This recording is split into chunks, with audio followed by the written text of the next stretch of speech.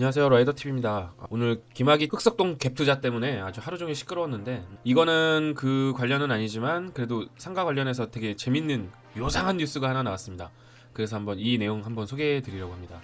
우선 KBS에서 보도된 내용이고요. 강남의 빈 상가 대란이 맞나? 떠나간 사장님들 어디에? 이런 형태의 내용이었어요. 그래서 내용을 한번 좀 살펴봤는데요. 공실률이 아마 최근에 엄청나게 늘어났다라는 기사들이 여기저기에서 그동안 나왔던 것으로 알고 있습니다. 그래서 이 기자가 그 부분에 대해서 의문이 들었다라는 내용이에요.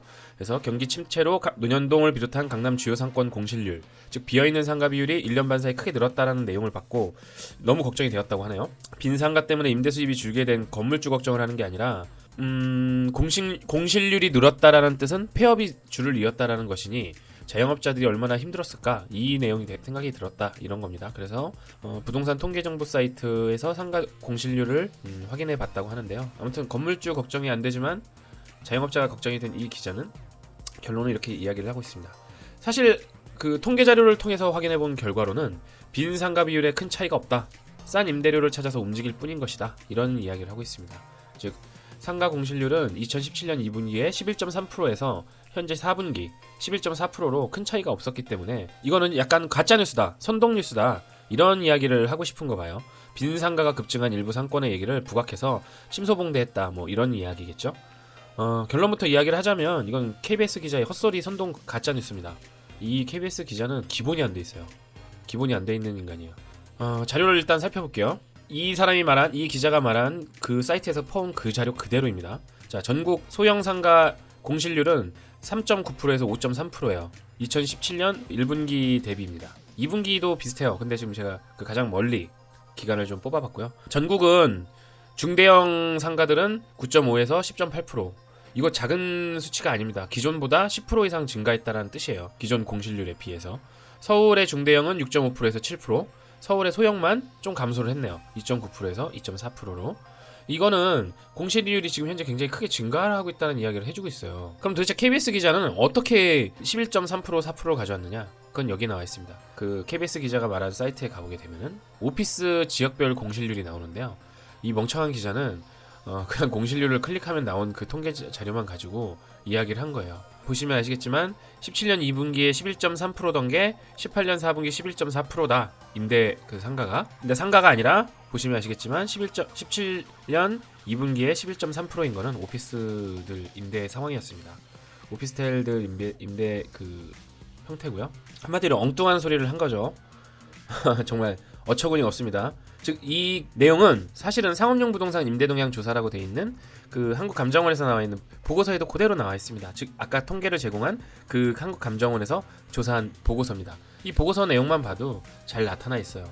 상가, 오피스에 관한 내용을 제외하고 상가에 관한 내용으로 가볼게요. 소매 판매 등이 감소하고 소비 심리가 위축되는 등 내수 회복세가 견고하지 않은 모습을 보이면서 일부 지역의 주력 산업 침체 등 모든 상가 유형에서 공실률이 상승했다, 이렇게 서머리를 적어놨습니다. 즉 기자가 현재 임대 공실률이 늘어나고 있다라고 한 것이 거짓 뉴스다라고 얘기한 거는 기자가 거짓을 얘기하고 있는 거예요. 이 KBS 기자가 헛소리를 하고 있습니다. 근데 이거 이상하죠.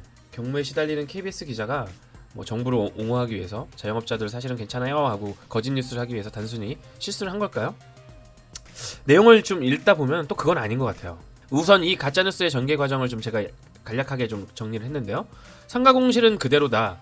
근데 이게 의미하는 바는 빈 공실들이 자꾸 생긴다는 거는 공실이 비싸니까 다른 지역으로 이동한 것이다, 자영업자가 망한 게 아니다, 이런 식으로 거짓 선동을 먼저 했어요. 그럼 그 다음 논리는 뭐냐? 상권이 뜨면 임대료는 자꾸 상승하니까 거기서부터 상인들이 빠져나가게 되는 거다. 반면에 침체가 돼도 그 임대료가 쉽게 떨어지질 않더라. 임대료는 계속해서 유지되는 경향을 보인다. 이게 문제라고 지금 현재 지적을 하는 거고, 마지막에 어처구니 없는 이야기를 하나를 던집니다. 공실세라는 징벌금을 신설하자. 임대료를 낮추도록 할 수 있는 최고의 방법이다 라고 이 부분에 대한 화두를 던져요. 이 기자가 가장 노린 거는 사실 이 공실세에 대한 이야기를 좀 던지고 싶었던 것 같아요. 이런 것들이 화두에 이제 오르게 되면은, 이슈업이 되면은 결국에는 법안으로 만들어질 수도 있는 사건이니까요.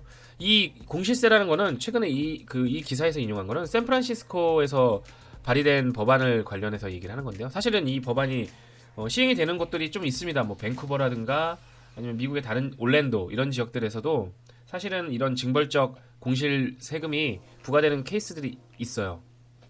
아무튼 이번에 이 샌프란시스코에서 민주당 영웅들이 여기도 민주당이 문제예요. 발의한 내용을 좀 보시면 뭐 공실이 1개월 이상이면 당국에 신고를 해야 되고 의무적으로 신고를 해야 된다는 뜻입니다. 그리고 바로 $711의 과태료를 매년 부과를 한다. 이런 내용으로 샌드라 퓨어라는 민주당 출신 시의원이 발의를 했고요. 이 아저씨는 한술 넣습니다. 에런 패스킨이라는 민주당 출신 이 시의원은 공실이 6개월 이상 경과하면은 매일 수백 달러 이상의 재산세를 부과하는 이분은 공산당보다 더 하는 것 같아요. 이게 미국에서 나왔다는 게 정말 놀라울 정도의 법안인데요. 아무튼 이런 식으로 지금 법안을 상정을 해놨어요. 이건 주민투표를 통해서 통과가 돼야 이제 효력이 발생하기 때문에 글쎄요, 통과는 안 될 것 같은데 아무튼 이 내용이 바로 샌프란시스코에서 징벌적으로 부과하는 그 공실세에 대한 이야기입니다. 사실 샌프란시스코에 이제 수많은 IT 기업들이 좀 입주를 하다 보니까 엄청나게 비싼 임대료들 상승이 지금 굉장히 심각한 사회적 문제로 지금 나타나고 있어요. 뭐 아마존이라든가 구글도 빌딩을 사서 임대 사업을 하고 있다고 하네요. 그러니까 이 정도로 좀 비싸다 보니 여기 사는 그 직장인들이 평균 연봉들이 막 1억에서 1억 3천만 원 이상 받는데도 불구하고 월세 내기에도 급급한 그런 상황들이라고 합니다. 그러다 보니 아마 이런 좀 강경한 법안들이 이야기가 좀 나온 것 같은데요. 사실 우리나라 입장에서 봐도 이건 좀 어이가 없는 경우가 많아요. 우선 계속해서 저 건물주를 굉장히 적대시하는 듯한 그 스탠스를 보여주는데 저러면은 대중들은, 그러니까 우리 대부분의 대중들은 아마 그 말에 동의를 하실 것 같아요. 근데 냉정하게 한번 좀 생각해볼 필요는 있습니다. 자, 보세요. 우리나라는 작년에 차임 보증금 증액 청구 당시 금액의 100분의 5를 초과하지 못하도록 법안으로 정해서 강제화를 시켰어요. 이제 임대료는 한번 정해놓으면 거기서 5% 이상을 올리지 못합니다. 근데 뭐 저런 벌금이 무서워서 임대료를 한번 낮추면은 어떻게 하나요?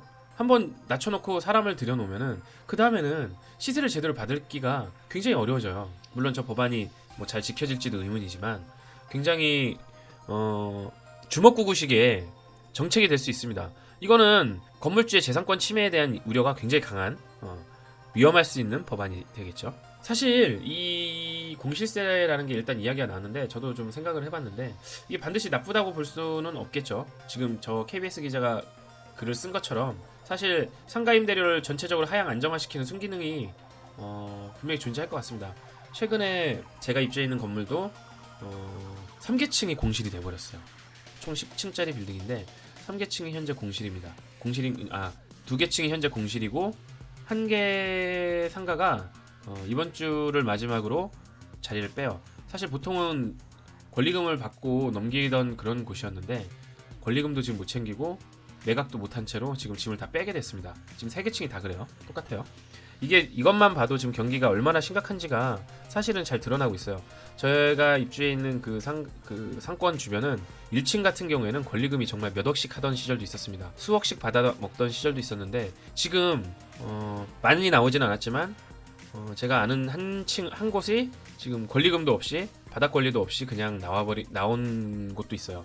그 정도로 지금 상권이 많이들 어려워진 거에 사실이고요. 이럼에도 불구하고 또 일부 임대인들은 자기가 원래 받고 싶은 가격 아니면 그냥 공실로 두겠다, 이런 배짱 부리는 사람 분명히 존재하고 있어요. 뭐 이런 사람들이 분명히 존재하니까 일부 이런 내용은 뭔가 타당해 보일 수도 있어요. 하지만 공실로 고통받는 건물주를 사지로 내몬다는 것을 생각을 전혀 못하고 있어요. 무슨 뜻이냐면 지금 2000년대 이후에 상가가 어마어마하게 증가를 했습니다. 신도시 택지지구 등이 만들어지면서 상가 그 비율이 굉장히 상향됐어요. 그래서 현재 우리나라의 상가들은 전체적으로 굉장히 많이 늘어난 상태예요. 상가가 늘어났다라는 뜻은 자영업자 경쟁이 치열하다는 뜻이기도 하지만 사실은 자영업자 파이가 너무 커졌기 때문에 그 안에서 그 밥그릇 싸움이 지금 일어나고 있다는 뜻이기도 합니다. 그러다 보니 지금 계속해서 죽어가는 자영업자들도 생기는 것이고요. 그리고 한편으로 이렇게 넓어진 상가 시설들이 늘어나다 보니까 이걸 고액으로 분양받은 건물주들은 지금 많이 고통을 받는 사람들도 있습니다. 예를 들어 신도시나 택지지구는 자리가 잡히는데 몇 년 이상이 소요가 되는데요. 뭐 최소 4년에서 5년 이상은 공실률이 굉장히 높고 어느 정도 상권이 안정화가 되는 데까지 걸리는 시간을 그 정도로 보고 있어요, 보통은. 그런데 그런데 있는 분들은 이걸 어떻게 해결을 하겠습니까? 공실로 고통받고 은행이자 내기, 관리비 내기도 버거운 그 상황에서 이제 국가에서 나서서 아주 사지로 내모는 거죠. 공실을 만들었으니 세금까지 부과를 한다면 이건 굉장히 역효과를 낼 수 있다는 거를 잘 생각을 해야 돼요. 뭐 재산권 침해를 떠나서 건물주도 사람이고 건물주들도 여러분들과 같은 사람들이에요. 뭐 제가 지금 뭐 갑부라서 이런 얘기 하는 거 아닙니다. 서로 남의 재산에 대해서 인정을 해야 돼요. 그래야 자본주의가 꽃을 필 수 있습니다. 남의 거는 무조건 적폐고 남이 더 가진 것 같으니까 그걸 어떻게든 끄집어내려고 하면은 이 사회가 어떻게 발전을 하겠어요. 여러분 근로의욕이 생기겠냐고요. 돈을 벌면 뭐예요? 다 뺏어가면. 그래서 이 공시세나 이런 부분들에 대해서는 국가가 되게 합리적인 그 결정을 내려야 되고 국민적 합의가 이루어져야 합니다. 그냥 마녀 사냥하듯이 건물주가 몇 명 안 되니까 그런 사람들은 적폐야 몰아버려서 이런 식으로 기자가 뉴스에 나온 것처럼 뭐 건물주는 전혀 걱정이 안 된다라고 얘기하는 것처럼 건물주는 악인이 아닙니다. 같이 상생해서 살아갈 수 있는 사람들이에요. 일부 이상한 인간들이 분명히 존재하지만 그거는 우리나라의 모든 집단들을 통계를 내면 모두 다 존재하는 겁니다. 이상한 인간은 어디 가나 있어요. 근로자면 아르바이트생이면 이상한 인간이 없겠습니까? 여러분 그렇게 내가 아닌 다른 집단을 계속해서 적폐나 아니면 뭐 악당으로 몰아서 마녀 사냥하고 찍어내리고 이런 문화를 자꾸 국가가 조장하고 있어요 지금. 근데 여러분들이 그런데 휘말리면 안 돼요. KBS가 이번에 이야기한 뉴스는 전형적인 그런 여론선동과 적폐몰이의 가능성이 있는 뉴스입니다. 이런 KBS 기자의 개떡같은 가짜뉴스에 우리가 속아서 개돼지가 되지 말자고요. 우파들 중에서도 분명히 건물주나 이런 분들 싫어하는 사람들이 있을 것을 저는 알고는 있지만 여러분 자유민주주의 국가에서 건물주라는 것은 어떻게 보면 굉장히 그 재테크나 근로에 성공하여 우리가 마지막에 꿈꾸는 꿈을 이룬 사람일 수도 있습니다. 그리고 여러분들도 마찬가지로 누구나 그렇게 될 수 있잖아요. 저는 건물주라서 지금 이런 얘기를 하는 게 아니에요. 제가 가지고 있는 건물은 사실 제가 자영업하는 거에 비하면 택도 없어요. 그렇기 때문에 저도 사실은 임대료가 더 싸지면 좋지 않을까 이런 생각하는 사람은 마찬가지 생각을 갖고 있어요. 하지만 남의 재산을 뺏고 싶진 않습니다. 그런 식으로 우리 같이 이렇게 속아서 개돼지가 되는 일이 없도록 꼭 뉴스를 한 번씩 경계하고 보시자고요. 네, 감사합니다.